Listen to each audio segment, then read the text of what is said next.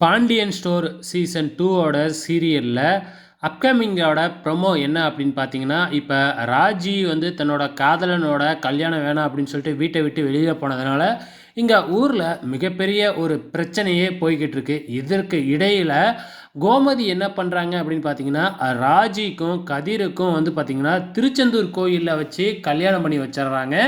So அது எப்படி நடந்திருக்கு அப்படிங்கிறது தெரியல. ஆக மொத்தத்தில் திருச்செந்தூர் கல்யாணத்தில் கதிருக்கும் ராஜுக்கும் கல்யாணம் பண்ணி வச்சிடுறாங்க. இதை யாருமே எதிர்பார்த்துருக்க மாட்டாங்க. இங்கே பிரச்சனை போய்கிட்டு இருக்கு. அந்த டைமில் வந்து பார்த்திங்கன்னா, ராஜி, கதிர் இவங்க 2 பேரும் கல்யாண கோலத்தில் வந்து பார்த்திங்கன்னா, இங்கே வீட்டில் இறங்குறாங்க.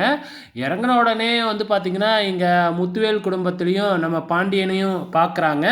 ஸோ அப்போ வந்து பார்த்திங்கன்னா, என்ன நடந்தது அப்படின்னு கூட விசாரிக்காமல் வந்து பார்த்திங்கன்னா, இப்போ சண்டை ரொம்பவுமே அதிகமாகுது.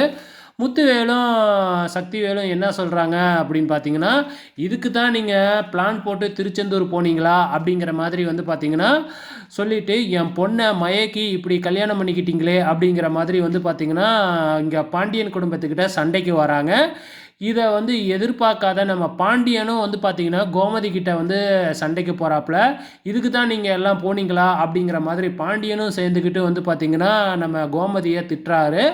இப்போ நம்ம கதிர் மேலே ஏற்கனவே நம்ம பாண்டியன் கோவத்தில் இருப்பாப்புல. இப்படி ஒரு சம்பவம் நிறையா நடந்திருக்கு, சும்மாவா இருப்பார்? பயங்கரமாக சண்டை பெருசாகுது. இந்த சண்டைக்கு அப்புறம் வேறு என்ன நடக்கும்? நம்ம ராஜி பாண்டியனோட குடும்பத்தில் வாழ்கிறதுக்காக கிளம்புவாங்க. ஏற்கனவே சும்மா இருக்கும் பொழுதே நம்ம கதிருக்கும் ராஜிக்கும் ஒத்து வராது. இப்போ 2 பேரும் புருஷன் பொண்டாட்டியாகவே ஆகிட்டாங்க. என்ன நடக்க போகுதுன்னு தெரியல. பொறுத்திருந்து தான் பார்க்கணும்.